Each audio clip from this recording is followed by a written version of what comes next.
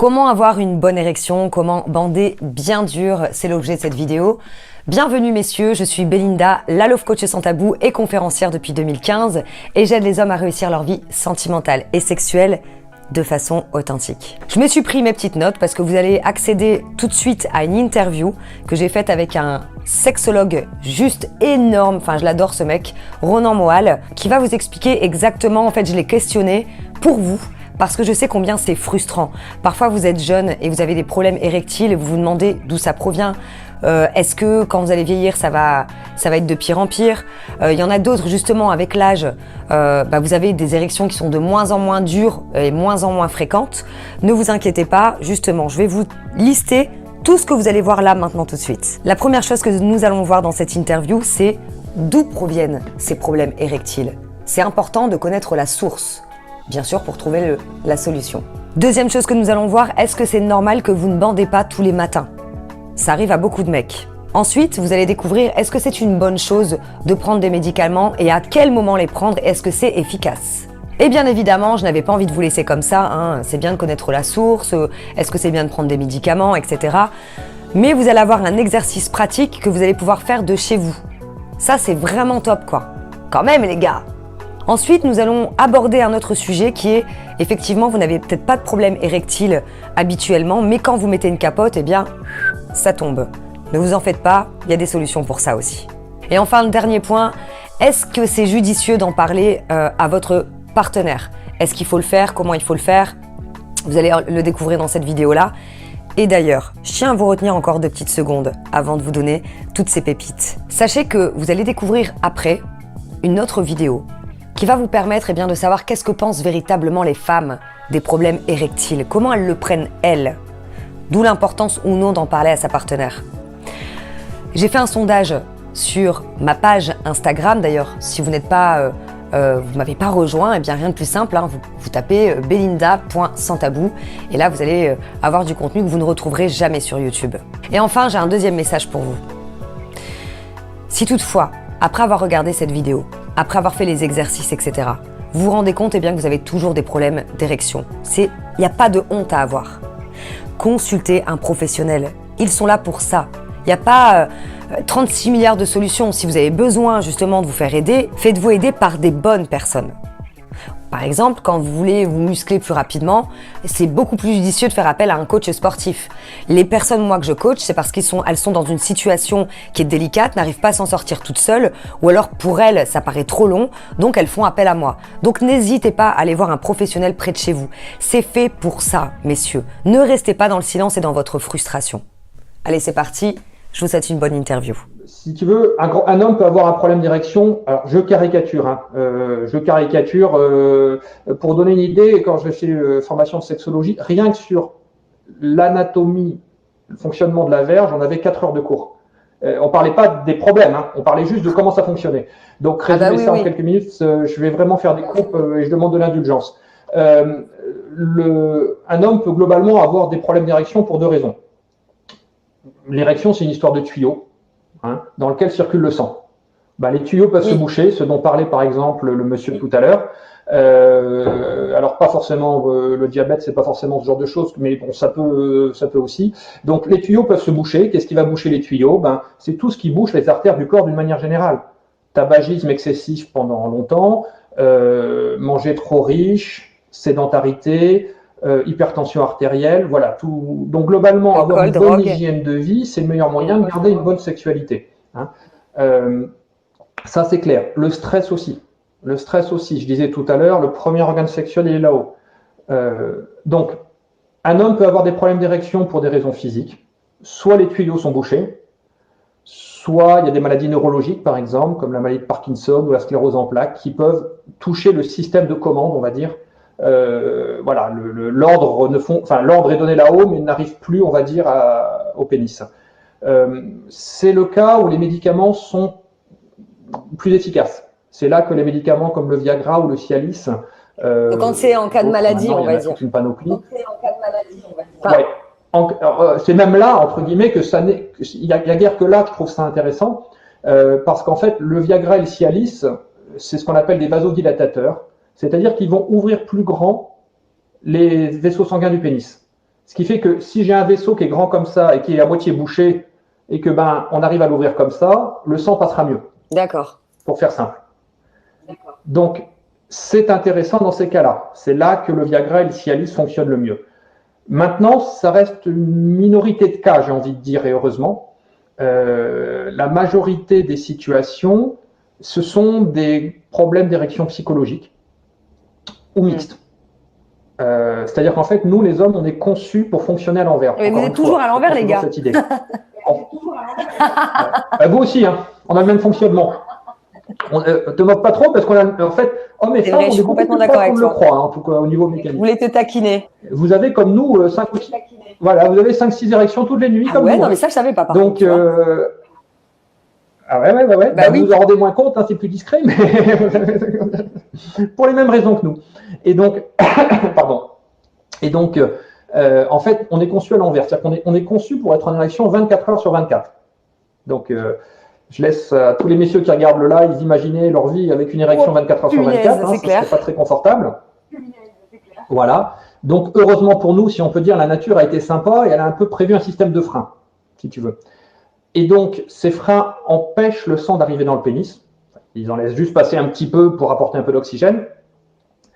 Et quand on souhaite faire l'amour ou se masturber, en fait, on relâche les freins, le sang arrive dans la verge, et comme la porte de sortie est plus petite que la porte d'entrée, ça bouchonne et ça provoque l'érection.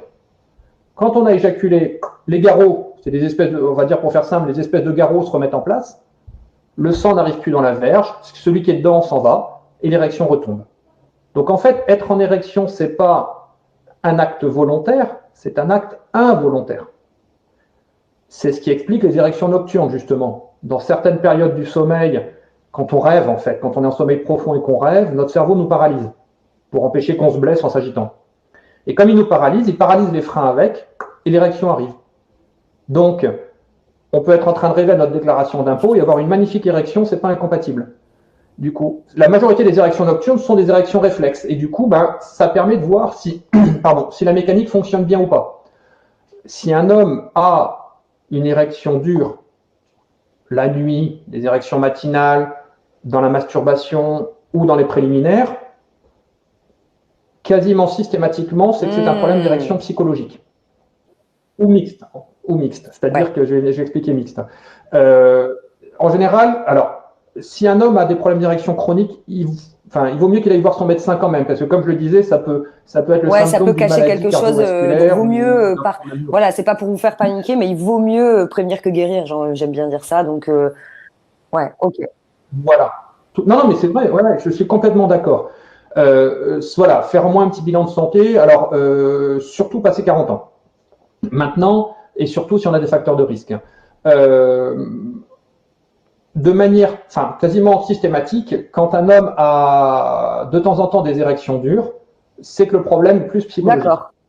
C'est qu'en fait, il n'arrive pas à lâcher prise. Voilà. Alors, souvent, ce qui se passe, c'est que le gars qui a des problèmes comme ça, quand il se rend compte qu'il a un début d'érection, il surveille, et du coup, ça retombe. Forcément.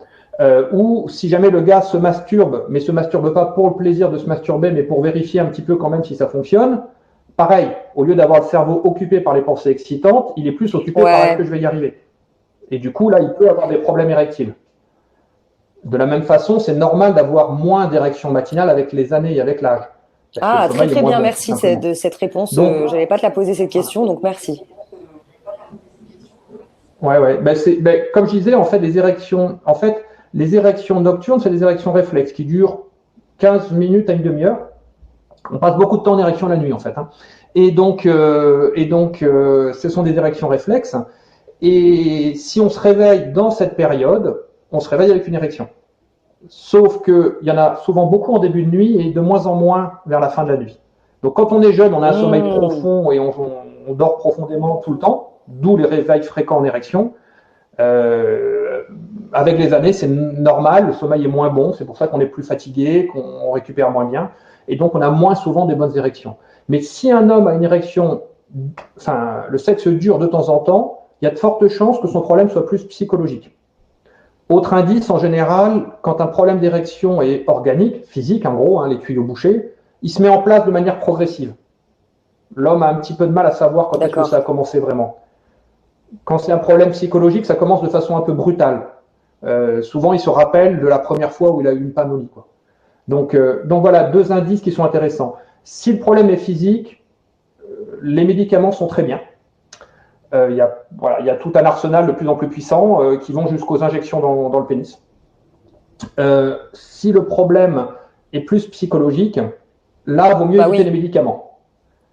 Parce que si on prend un médicament, soit il ne va pas fonctionner, puisqu'il n'y en a pas besoin, mais alors le gars, il va encore plus s'inquiéter. Pardon, il y a quelqu'un qui m'avait écrit il n'y a pas très longtemps, qui me disait qu'il y avait des problèmes d'érection, qu'il a pris un médicament, je sais pas le nom. Bon, après, ça sert à rien qu'on parle trop non plus de médicaments pour que vous puissiez aussi quelque part avoir des solutions à pratiquer, facilement et sans médicaments, de façon naturelle. Mais je me souviens qu'il m'avait dit, voilà, je prends une pilule, un médicament, et en fait sa conjointe, et donc il a toujours des érections. Le problème, c'est qu'il est devenu accro à ce médication, et il me dit, ma femme veut que j'arrête ce médicament, mais clairement, ça me fout la trouille parce que j'ai peur de ne plus en avoir, quoi.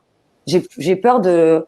Donc c'est pour ça qu'il y a toujours ce petit risque, comme on disait tout à l'heure, par rapport à l'éjaculation précoce, quand on prend... Alors, ouais, c'est ce que je disais. En fait, soit, comme je disais tout à l'heure, soit ça va pas marcher, le gars il va s'inquiéter encore plus, soit ça va marcher, mais pas à cause du médicament, parce que prendre une pilule, ça rassure. C'est l'effet placebo. Mais le problème, c'est qu'il va devenir accro. Parce que le jour où il essaiera de faire l'amour sans médicament, il le saura, il se surveillera, et il aura une panne d'érection. Voilà. Donc, si dans un premier temps, au moins, il faut éviter les médicaments. Éventuellement, plutôt une plante type maca. Le maca, c'est une plante qu'on trouve pour quelques euros. Alors, évidemment, c'est pas du Cialis, c'est pas du Viagra, mais ça peut donner un petit coup de pouce. Ça fera jamais de mal, hein. Ça fera jamais de mal. D'un mois à 6 semaines. Non, ça c'est... Voilà, sauf si vous avez des problèmes de santé, dans ce cas-là, il vaut quand même mieux demander à votre médecin, bien évidemment. Les médicaments vendus sur Internet, à éviter. La majorité d'entre eux, c'est des compléments, c'est quelques plantes, c'est surtout des trucs publicitaires, en fait, vendus très cher. Voilà, dans ce cas-là, vaut mieux éviter, vaut mieux travailler à renforcer les muscles de l'érection. Parce qu'à partir de 35-40 ans, en fait, ils ont tendance un peu à perdre des forces. Comment on fait le pour, pénis n'est pas un muscle. je ne sais pas si c'est possible de l'expliquer là, mais comment on fait pour muscler Alors, en fait, bonne nouvelle pour vous, messieurs, votre sexe est plus grand que vous le pensez. En fait, la partie du pénis qu'on voit, c'est seulement les 3/4, on va dire, 2/3, 3/4. En fait, il continue à l'intérieur du bassin. Et la partie qui est à l'intérieur du bassin est entourée par des muscles qu'on appelle les bulbos caverneux, et en fait, qui font un peu comme une main. Vous voyez, imaginez ma main, hop, prendre un truc, voilà. Hop, ma main qui sert la télécommande. En fait, le pénis, c'est la partie visible de la télécommande, et les muscles, c'est la main qui est en dessous. Et quand on a une érection, ces muscles se contractent, et en fait, le pénis, c'est une sorte d'éponge. C'est une éponge faite de vaisseaux sanguins qui se gonfle de sang, et donc ça écrase le bas de l'éponge et ça fait monter la pression dedans. Donc, ils font partie du périnée, ces muscles. Encore une fois, de l'intérêt de travailler son périnée. C'est vraiment une partie importante pour garder des bonnes capacités sexuelles. Alors, on va dire qu'il y a une gradation dans les exercices. C'est un peu compliqué à expliquer. L'exercice le plus simple, mais qui déjà peut être une bonne aide, c'est ce qu'on appelle les exercices de Kegel. C'est-à-dire que ce sont des exercices de rééducation périnéale. Kegel, ça s'écrit K-E-G-E-L.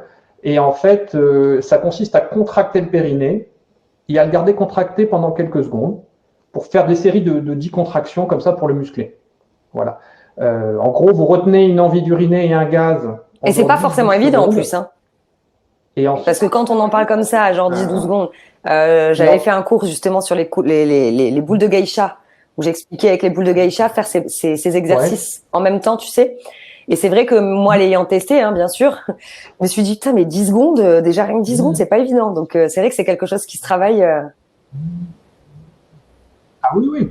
Et surtout que le périnée n'est pas un muscle qui se contracte d'un coup. On a deux types de muscles dans le corps, ce qu'on appelle les muscles toniques, comme le biceps ou la cuisse, qui se contractent rapidement, mais qui se fatiguent vite. Et on a des muscles phasiques, qui sont des muscles qui se contractent de manière progressive, mais qui peuvent tenir très longtemps, comme les muscles du dos et le périnée. Et donc le périnée est un muscle phasique, c'est-à-dire que si on essaye de le contracter d'un coup, bah, vous allez voir qu'au bout de 2 secondes, vous pouvez essayer de le contracter encore et vous aurez l'impression, hop, vous pourrez monter une marche. Ouais. Puis encore un peu plus. Puis encore. Donc en fait. Et vous pouvez essayer en live, hein, les gars. Tu le contractes en 3-4 fois, le périnée. T'inquiète pas, en général, quand on dit ça, les gens le font pas automatiquement. Et moi aussi d'ailleurs, moi j'ai l'habitude. Donc en fait, voilà, déjà, vous pouvez commencer par contracter votre périnée pendant une dizaine de secondes, en faisant bien attention à la contraction, là, comme si vous reteniez une envie d'uriner. Et ensuite, tout doucement, vous relâchez. Quand vous relâchez, vous sentez un peu un truc qui descend. Parce qu'en fait, le périnée, il a une forme de bol, donc quand il se contracte, il monte, quand il se relâche, il descend. Ce qui est important là-dedans, c'est d'être bien conscient de la contraction. Vous laissez reposer à peu près 7-8 secondes, et vous recommencez. On contracte de plus en plus, de plus en plus, de plus en plus, et on relâche tranquillement. Voilà. Donc là, dans le cas présent, on est plus dans un travail de musculation. Pour l'éjaculation précoce, je fais faire cet exercice ainsi que d'autres, mais en prise de conscience, pour bien le relâcher en faisant l'amour. Là, le but du jeu, c'est de faire de la musculation pour renforcer un peu ses muscles. Souvent, ça, quelques techniques de relax et un peu d'hypnose, surtout parce que le problème d'un homme qui souffre d'un problème d'érection psychologique, c'est que, un peu comme pour l'éjaculation précoce, au bout d'un moment, il y a un cercle vicieux qui se met en place et il y pense avant même de faire l'amour. Donc, il faut casser ce cercle vicieux pour reprogrammer un petit peu le cerveau. Voilà. Mais globalement, tout homme à partir de 30-35 ans devrait travailler son périnée.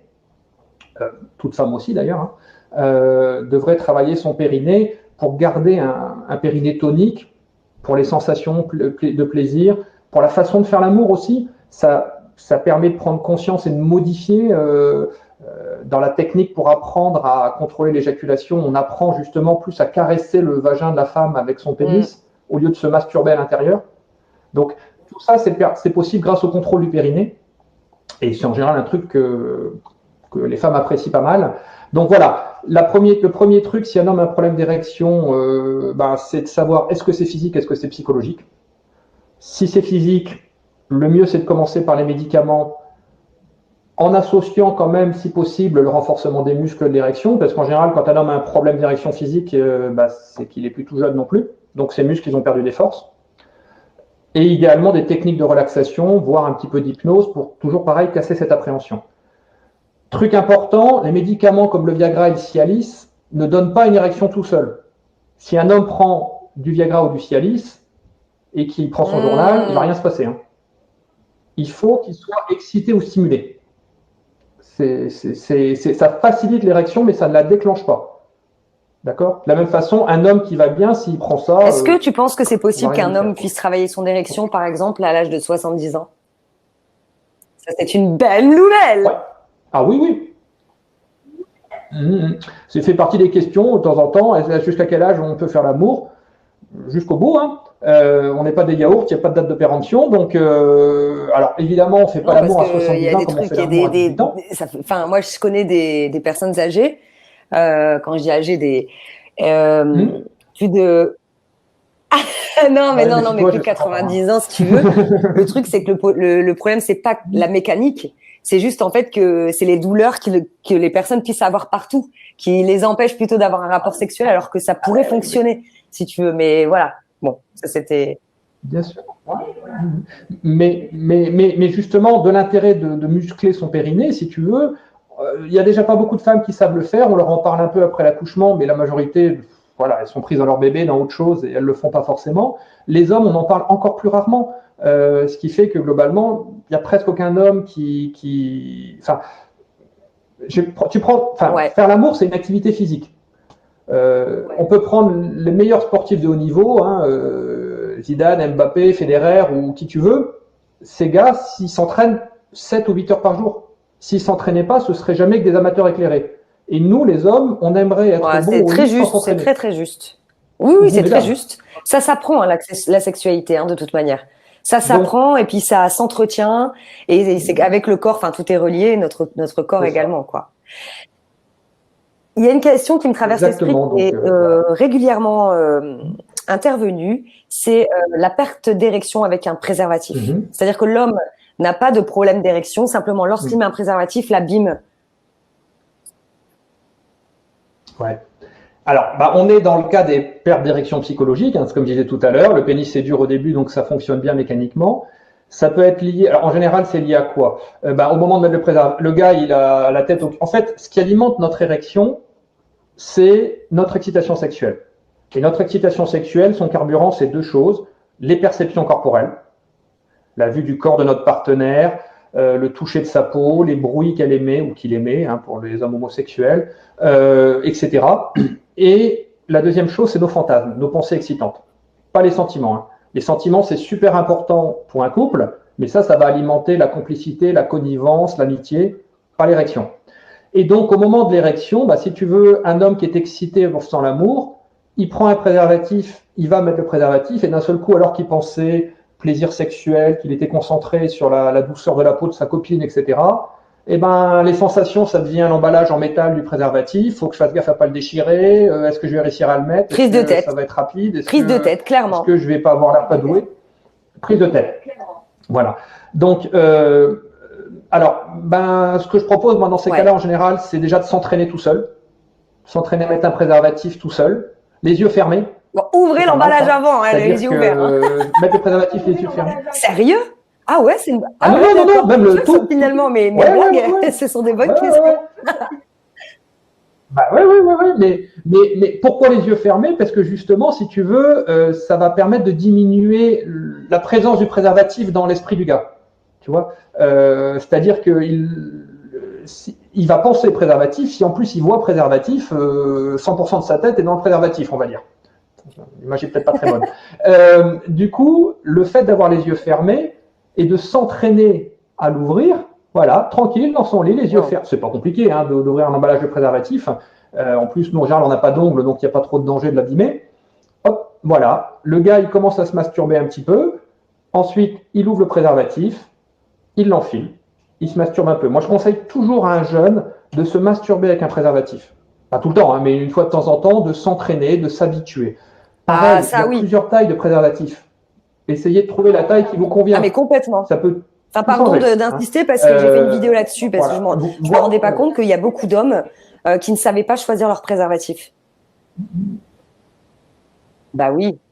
Mais parce qu'on ne sait pas forcément, si tu veux, on a un peu le réflexe.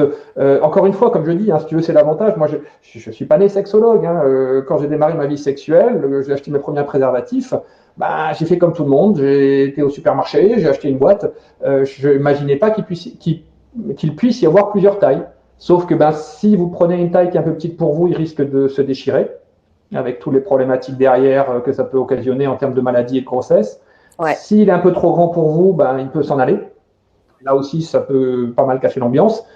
Ou justement, s'il est un peu trop petit, ça peut provoquer des problèmes d'érection. Parce que du coup, voilà. Et ou la sensation serrée au moment de le mettre. Donc le mieux, c'est de s'entraîner à le faire les yeux fermés, s'entraîner déjà tout seul. Après, idéalement, s'entraîner les yeux fermés. Autre truc, peut-être que ce soit la copine qui mette le préservatif. Ça va permettre au gars de continuer à être dans l'excitation. C'est complètement différent d'interrompre le rapport, de prendre son préservatif, de s'y mettre, etc. Et que ce soit la copine qui, à un moment, dans les jeux, l'introduise. Ça, c'est un très très bon truc. Pareil, idéalement, préparer tout à côté pour avoir le moins à réfléchir. Il ne faut pas que ce soit je me lève du lit, je vais chercher la boîte, je sors. Voilà. Donc ça peut être pas mal aussi. Et puis, si besoin, un petit peu de technique de relaxation. Quand vous sentez que vous commencez à avoir l'idée de « Oh merde, je vais mettre le préservatif, est-ce que ça va bien se passer ?» Ne chassez pas l'idée. Rappelez-vous, on fonctionne à l'envers. Vouloir chasser l'idée, c'est lui donner de l'importance. Ok, j'ai la trouille, je le sais, mais il n'y a pas de raison, ça va bien se passer. Et je me concentre un petit coup sur le corps de ma partenaire, la partie de son corps que je préfère, les choses que j'aimerais faire avec elle. En même temps, je prends le préservatif, je commence à le mettre. Si l'idée revient, est-ce que ça va marcher? On laisse venir l'idée une seconde ou deux et on se reconcentre de nouveau sur la partenaire. Voilà. Faut pas essayer de pas y penser, faut accepter l'idée, mais comme si c'était quelque chose qui n'était pas nous. Et puis aussi, ce qui peut être cool, c'est que peut-être que tu vas me dire que c'est pas une bonne idée, hein. Mais au moins. Mais ce qui peut être cool aussi, c'est qu'au lieu, comme tu disais, d'arrêter ce qu'ils étaient en train de faire, c'est possible aussi de mettre le préservatif tout en continuant en s'embrassant, que votre partenaire vous caresse. Ça s'arrête pas forcément à je mets le préservatif, bim quoi. Ce qui est beaucoup plus facile. J'ai eu un bon point. Exactement. C'est très bien, très bien. Mais en règle générale, en cas de problème d'érection, en règle générale, c'est très bien que tu en parles, il vaut mieux éviter de s'arrêter. Il vaut mieux éviter de s'arrêter si c'est possible. Alors, tiens, c'est bon, c'est très bien. Premier truc à faire en cas de problème d'érection, rassurez votre partenaire, messieurs. Même si elle dit rien, même si elle dit que c'est pas grave, elle doute. Nous, les hommes, on n'a pas vraiment de point de repère sur l'effet qu'on vous fait, mesdames. Vous en avez un qui est quand même assez visible en général. Donc, je dis souvent que notre pénis, c'est un petit peu le baromètre de votre beauté. Et que quand l'aiguille du baromètre ne monte plus, complètement. Beaucoup de femmes s'inquiètent. Peut-être qu'il y a quelque chose qui lui a déplu. Est-ce qu'il y a quelque chose qui lui a déplu sur mon corps? Qu'est-ce qui se passe? Parce que pour les nouvelles en plus, je veux dire pour les personnes qui viennent à peine de se découvrir, je veux dire c'est vrai que nous les femmes, on aura tendance à, enfin que ce soit une femme ou un homme, votre partenaire aura, comme tu le disais tout à l'heure par rapport à l'éjaculation précoce, à remettre sur soi quoi. Donc Bien sûr, bien sûr. Et en général, quand une femme, que ce soit l'éjaculation précoce ou les problèmes d'érection, parce que je vois régulièrement des gars qui me disent, et en plus elle l'a mal pris, quand une femme prend mal un problème comme ça, c'est qu'elle s'inquiète. C'est en fait une manifestation de la peur, de l'inquiétude qu'elle a. Donc là encore, essayez peut-être de transformer ça en compliment.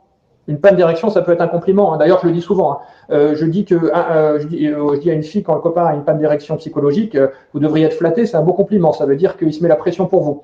Alors que quelque part, s'il s'en fichait, il n'aurait pas de problème d'érection. Donc, essayez peut-être de transformer ça en compliment en disant, écoute, voilà, je suis désolé, mais t'es excitant, tu me plais. Et du coup, je me mets la pression, j'ai envie que tu aies du plaisir, j'ai envie que ça se passe bien. Et du coup, ça fait l'effet contraire. Voilà. Mais essayez peut-être vraiment de la rassurer, de lui dire qu'elle est belle, qu'elle est excitante, que c'est pas elle qui a le problème. Et ce qui est aussi vrai, c'est que pour les personnes, lorsque c'est pas, lorsque c'est psychologique plutôt, lorsque c'est psychologique, c'est vrai qu'il y a beaucoup d'hommes, beaucoup d'hommes qui ont tendance à se dire pendant l'acte sexuel ou avant, il faut que j'arrive à la faire jouir, il faut que je sois performant. Et ça, malheureusement, messieurs, vous allez vous prendre la tête, première chose. Vous allez trop vous prendre la tête. Ce que je peux comprendre, c'est... On va vous prendre la vôtre. Alors déjà, c'est petit 1, c'est bienveillant de votre part et bravo parce que c'est cool de vouloir donner du plaisir à votre partenaire. Simplement, au plus vous allez vous prendre la tête, au moins vous serez dans le moment présent déjà. Et vous risquez d'avoir une panne d'érection, pas parce que vous avez un problème, c'est que vous êtes dans le devoir. Je dois, et bim, panne d'érection. Et là, ça devient, c'est embêtant pour vous, c'est embêtant pour les deux, j'ai envie de dire. Après, tout dépend de la complicité. Si vous connaissez, vous pouvez tout à fait arrêter, reprendre les préliminaires tranquillement, et puis voilà, repartir. Il n'y a pas de chronomètre, il n'y a pas de sens, j'ai envie de dire, pour faire l'amour, quoi. Donc et si je peux me permettre, ça met en plus une pression aux filles qui est complètement contre-productive. Parce que je pense que ce que vous, mesdames, vous appelez l'orgasme, c'est pas ce qu'on appelle l'orgasme, nous. C'est-à-dire que c'est souvent une incompréhension entre l'homme et la femme. C'est qu'un homme, en général, s'il n'a pas atteint l'orgasme, il est frustré. Quand on éjacule, en règle générale, on atteint l'orgasme et il y a un soulagement. Et si on s'arrête avant, on est frustré. Ce qui fait qu'on a du mal à comprendre qu'une femme qui n'a pas d'orgasme ne soit pas frustrée. Sauf, vrai ce que tu dis. Voilà. Sauf que je pense que ce que vous appelez, vous, le plaisir, c'est ce que nous, on appelle l'orgasme. Et ce que vous appelez l'orgasme, c'est ce que j'appellerais le waouh. C'est-à-dire que même chez les hommes, il y a une variante dans les orgasmes extraordinaire. Tu le disais tout à l'heure. Il y a ce que j'appelle l'orgasme syndical. C'est, c'était sympa, mais voilà. Et puis, il y a des moments, voilà, où vraiment c'est un truc qui prend le corps. En tantra, on distingue l'orgaste et l'orgasme. L'orgaste, c'est la sensation, c'est l'orgasme, mais juste au niveau des parties génitales. Et l'orgasme, moi, ce que j'aime dire, c'est marrant parce que je parlais beaucoup d'orgasme vaginal, clitoridien. Bon, en soi, encore une fois, il y a des débats là-dessus. Je parlais aussi que les femmes avaient un orgasme qui est pour nous exceptionnel, c'est l'orgasme émotionnel. Enfin, c'est de cette manière que je le nomme, c'est-à-dire que qu'est-ce qu'on a ressenti, qu'est-ce qui s'est passé, et sans avoir l'orgasme mécanique, parce que chez nous aussi c'est mécanique, où là on est arrivé au point de non-retour, mais c'est vrai qu'on peut avoir plusieurs orgasmes possibles, quoi. Donc tout à fait. Et que comme je le disais tout à l'heure, ce qui alimente l'érection, c'est l'excitation. Un gars qui est trop dirigé vers sa partenaire, donc à l'extérieur de lui, ne peut pas sentir ce qui se passe en lui. et il risque d'avoir une panne d'érection parce qu'il n'est pas attentif à ses sensations, à ses pensées, à toutes ces choses-là. Donc il frustre la partenaire et il se frustre aussi. Il faut un peu d'égoïsme, pas complètement égoïste, un peu d'égoïsme. Alors si tu veux bien, j'ai quelques questions, je vais sélectionner peut-être une ou deux questions. Il y a le Duc qui me dit, et que pensez-vous, alors moi j'ai même envie de répondre à la question, mais comme c'est toi mon invité, que pensez-vous du slow sex pour gérer l'excitation et retarder l'éjaculation? On repart. Alors, c'est un peu le principe de l'apprentissage du contrôle de l'éjaculation précoce. Le slow sex, c'est justement sortir du mode on-off pour être capable de passer en mode je gère mon accélération. Comme je le disais tout à l'heure, un homme qui sait aller lentement saura accélérer. Un homme qui sait aller vite ne saura pas forcément aller lentement. Donc, c'est un peu le principe, c'est très bien le slow sex. Mais encore une fois de temps en temps, en fait, là encore, dans les points importants, messieurs, la variété, une plainte fréquente des femmes, le manque de variété. Un des tue-l'amour du couple, c'est quand votre partenaire est capable de dire avant que vous ayez fait l'amour ce qui va se passer. Donc, comme je le disais tout à l'heure, autant il est important d'avoir des sentiments, d'être dans le sensuel, dans l'émotionnel, dans toutes ces choses-là, et de temps en temps d'en sortir. Voilà, un petit coup sur la machine à laver de temps en temps, ça peut être vachement sympa. Ouais. C'est problématique s'il n'y a que ça dans la vie sexuelle. Mais ça peut être une variante. Donc, le slow sex, très bien. La sensualité, et même pour nous les hommes, on a des tas de trucs à découvrir que la majorité des mecs ignorent. Nous, les hommes, en général, on a localisé notre sexualité au niveau de nos parties génitales. Alors que quand on est capable de se rendre compte que on a un corps en entier, on peut ressentir des trucs. Je suis complètement d'accord. Enfin, après, moi, j'ai laissé tomber parce qu'on va mettre 2 heures. Ouais. Alors, j'ai David Martinez qui dit passer la nuit, ouais. J'ai ce problème d'érection avec ma compagne qui est ménopausée. La perte de lubrification me crée un stress. J'ai l'impression qu'elle n'a plus ou pas de désir et donc je perds mon érection. Une question très intéressante. Merci David, auquel j'ai trop envie de répondre, mais je vais pas y répondre. Je vais te laisser cette. Alors, y a plusieurs choses dans la question. Il y a déjà parce qu'il n'y a pas de lubrification. Le sentiment qu'elle n'ait pas envie de faire l'amour. En effet. Parce qu'il n'y a pas de lubrification. Exactement. Alors déjà, ce qui est important, messieurs, les problèmes de lubrification chez la femme, en règle générale, c'est l'équivalent des problèmes d'érection. Quand je disais qu'on avait un peu la même mécanique, il se passe la même chose quand on est excité. Nous, quand on est excité, il y a un afflux de sang qui provoque l'érection. Chez les femmes, quand elles sont excitées, il y a un afflux de sang qui provoque l'érection du clitoris et le gonflement des muqueuses, l'augmentation de la... Bon, on va pas rentrer dans la technique... bref, ça fait ce qu'on appelle mouiller, en fait. La mouille, c'est le liquide, pour faire simple, on va dire du plasma sanguin un peu qui passe au travers des parois du vagin et de la muqueuse vaginale. Et donc, une femme, comme un homme, peut avoir vachement envie de faire l'amour et ne pas réussir à avoir une érection parce qu'il n'arrive pas à lâcher prise. Une femme peut avoir envie de faire l'amour, être excitée et ne pas mouiller, en gros. La différence étant que chez les dames, il y a une technique qui est quand même vachement pratique, c'est les lubrifiants pour résoudre les problèmes. Et ça, faut vraiment que les filles, je sais que c'est pas de l'amour. Le simple fait de prendre du lubrifiant la première fois, ça peut éviter d'avoir mal. C'est quand même dommage, la majorité des filles ont mal la première fois, juste à cause de ce genre de truc. Donc voilà, le mieux ce serait d'en parler avec votre compagne, d'amener du lubrifiant dans votre sexualité. Éventuellement, ça peut être un petit peu d'huile d'amande douce. C'est super sympa dans les préliminaires de s'en mettre un peu sur la main, d'en mettre un peu sur la main de la compagne. Tiens, une question qui est quand même importante. Est-ce que, si je comprends bien, on peut utiliser pour la pénétration de l'huile d'amande douce en termes de comme lubrifiant, ou est-ce que c'est pour la femme? Est-ce que je parle de nous les femmes par exemple? Parce que je sais que alors, est-ce que c'est vrai ou pas? J'en sais rien, mais est-ce que l'huile de coco, c'est un bon lubrifiant naturel, donc je parle pour les hommes pour se masturber. La question qui me venait, c'est est-ce que pour la femme, ça ne va pas dérégler la flore vaginale?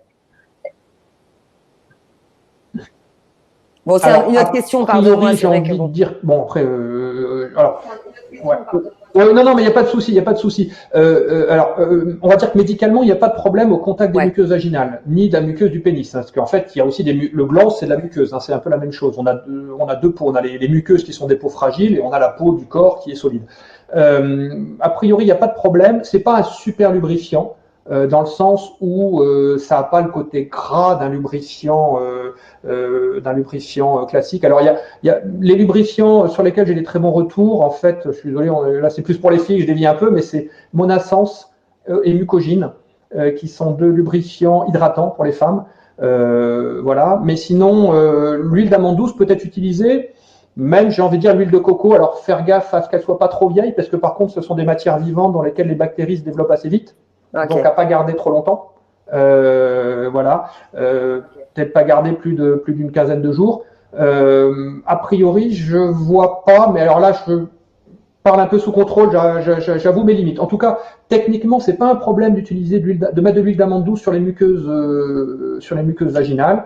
L'huile de coco, je vois pas pourquoi, okay. Mais donc pour revenir à la question, donc déjà d'en parler à sa partenaire et également de faire intervenir, enfin de faire rentrer du lubrifiant. Faut vraiment pas s'en priver parce que c'est vrai que ça aide énormément et puis en plus pour nous les femmes, je veux dire ça il n'y a pas de comment dirais-je, j'allais dire de second degré, c'est pas ça que je voulais dire, mais ça ne peut être que bénéfique. Après attention aux lubrifiants qui sont choisis parce qu'il y a des lubrifiants qui sont un peu plus abrasifs que c'est peut-être pas le terme, mais voilà, par exemple à base d'eau de préférence, c'est quand même mieux pour ouais, et puis à base d'eau surtout s'il y a un préservatif. Jamais de lubrifiant à base d'huile sur un préservatif, hein. Et ce qui peut être pas mal, c'est d'en mettre un petit peu dans le pli du coude pour les dames. Ok. Donc voilà, pour répondre à la question, donc est-ce que tu avais autre chose à rajouter ou? Alors juste le petit mot qui fait-il dans la tête d'un sexologue. Ouais. Il a dit, je suis pas sûr qu'elle en ait envie. Donc à mon avis, voilà, peut-être que ça vaudrait le coup qu'ils en discutent un petit peu tous les deux, parce que par contre, ça peut être le meilleur moyen de provoquer un problème d'érection, un problème d'éjaculation précoce. En fait, en sexologie, on ne dit jamais qu'une personne a un problème. On dit qu'elle est le porteur du symptôme. C'est-à-dire qu'un homme qui sent que sa compagne n'a pas envie de faire l'amour peut devenir éjaculateur précoce. C'est ce que j'appelle le excusez-moi madame. Oh là là. Dans le sens de excusez-moi madame, je vous dérange pas longtemps. Le gars, il est pris un peu entre son désir et la sensation qu'elle n'a pas forcément trop envie. Donc, ou si, par exemple, il a la sensation que sa partenaire a des douleurs, c'est pour ça, dites-le, faites pas semblant. Un homme attentif sentira si ça va pas. Et de toute manière, que ce soit pour le sexe ou alors un doute, je pense que la communication dans un couple, si vous voulez un couple durable et harmonieux, la communication est vraiment importante et l'expression de ce que vous ressentez. Vous avez le droit de ressentir des choses, vous avez le droit de penser ou de supposer des choses, mais rester dans des suppositions, ça n'arrangera absolument rien. Donc il vaut mieux aller chercher la vérité et de pouvoir partager avec voilà, parce que peut-être que c'est encore une fois des illusions. Bon, après là je repars dans un autre débat, mais voilà, c'est important d'en parler en tout cas. Je te propose est-ce que tu es OK pour une dernière question, Ronan? OK. Alors, il y a Jimmy Radif qui dit « Comment surmonter le stress de l'acte sexuel et de la pénétration après une longue période d'abstinence ?» C'est vrai qu'il y a beaucoup d'hommes qui se posent les questions quand ça fait longtemps qu'ils n'ont pas fait l'amour, voire quelques années. Ils ont peur en fait de ne plus être efficaces. Je mets bien les guillemets. Ouais. Alors déjà, bon, ça c'est très masculin, efficace. Alors plusieurs choses déjà. Encore une fois, on fonctionne à l'envers. On accepte l'idée. J'ai la trouille, j'essaye pas de pas y penser. J'accepte l'idée. Peut-être que ça ira vite. Alors si c'est une nouvelle partenaire, préservatif, voire préservatif retardant, ça peut être un coup de main. Puis peut-être apprendre quelques techniques de relaxation, voire d'autoprogrammation dans les séances d'hypnose que je fais avec les gars qui me consultent, il y en a une en fait qui s'appelle le projet, où en fait on se programme à la scène. Ça permet, si tu veux, de conditionner le cerveau comme si c'était déjà arrivé. Donc on vit la scène plusieurs fois, ce qui permet en fait de se dire c'est arrivé. Donc voilà, peut-être un peu des petites techniques de relaxation, accepter que ça sera peut-être pas top, mais enfin en même temps je pense que la fille elle le comprendra. Si le gars il lui dit ça fait quelque temps que j'ai pas eu de partenaire, et puis toujours pareil, pas hésiter à dire écoute, tu me plais, donc je suis désolé, mais cette pression, ça me fait aller un petit peu vite, quoi. Quitte à refaire l'amour derrière. En général, du coup, l'excitation sera nettement moindre. Hein. Plus on fait l'amour, plus l'excitation est complexe. Donc, c'est peut-être ce qu'il y a de mieux. Et puis, encore une fois, pas lutter contre c'est ça. sûr. On accepte, on est des humains, on n'est pas des machines, on est faillible. Hein. C'est sûr. Et être un homme, pour moi, c'est pas être capable de tout faire, c'est être capable de trouver des solutions à ces problèmes et d'accepter les difficultés, quoi.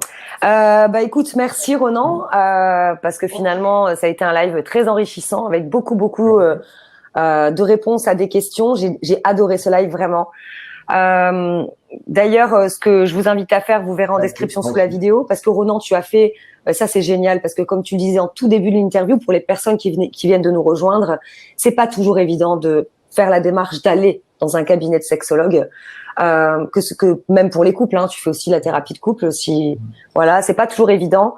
En revanche, ce que tu proposes aujourd'hui, bon, surtout qu'on est en pleine période de confinement au moment où on fait cette vidéo, c'est des consultations à distance sur Skype, mais tu as fait aussi des formations pour apprendre aux hommes, aux hommes, et je vous invite à aller voir parce que d'ailleurs, il y a un article que vous allez retrouver sur sous cette vidéo qui parle de l'éjaculation précoce.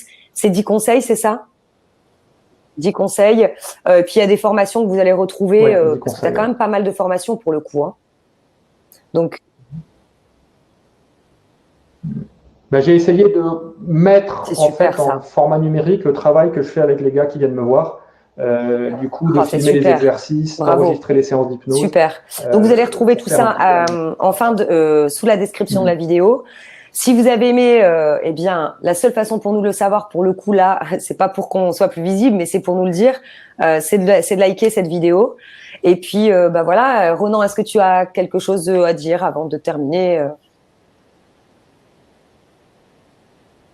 Eh ben, peut-être un petit mot de la fin, messieurs ou mesdames, s'il y en a. Dites-vous que pour vous, c'est un événement exceptionnel d'aller voir un sexologue. Mais si vous avez une difficulté sexuelle, la majorité des problèmes sexuels se résolvent en quelques séances avec un sexologue. Et pour nous, c'est notre métier. On ne juge pas les gens. On n'a pas de regard. On n'est pas en train de se dire en rentrant le soir, oh, j'ai vu un tel qui a fait ci, qui a fait ça. Non, on sait qu'on a en face de nous des gens qui vivent une souffrance. Et notre boulot, c'est de les aider à résoudre cette souffrance. Donc, pour vous, c'est de l'exceptionnel, mais ça vaut vraiment la peine de Très beau message, merci beaucoup. Si vous avez vraiment une difficulté. Écoutez, moi, il ne me reste plus qu'à dites-moi en commentaire si vous avez aimé ce format de vidéo, ce live, et si vous avez envie que je réinvite Ronan au cas où tu avais du temps disponible, quel sujet vous aimeriez que j'aborde avec Ronan. Voilà, je vous embrasse très fort, prenez bien soin de vous. Et je vous dis à bientôt pour une prochaine vidéo. Bye bye. Avec grand plaisir, Ronan. J'arrête la diffusion.